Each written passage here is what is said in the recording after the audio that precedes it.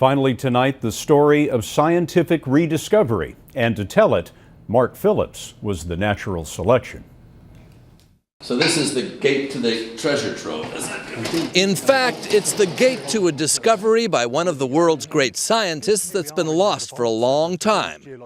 Howard Falcon Lang spends a lot of time in this warehouse of the British Geological Survey where he does research. And generally, you know what's here. In most cases, but there are also some surprises as well. Up here. Indeed. Howard was walking along up here when he spotted an old wooden cabinet hidden in a forgotten corner. As any curious person would do, pulled open the door. Without breaking it. Hold on. There we go. Yeah.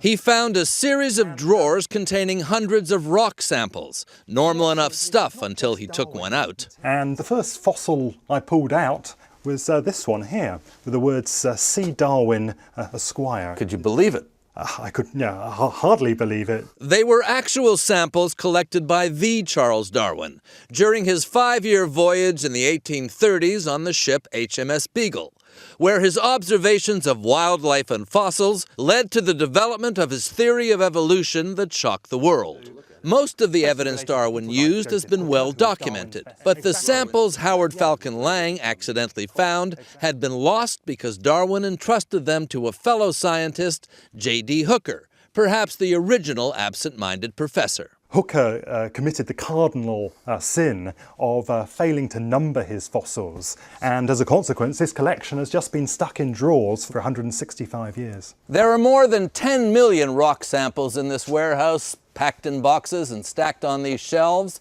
all of them indexed and cataloged, except for some that slipped through the cracks, some of the most important ever found.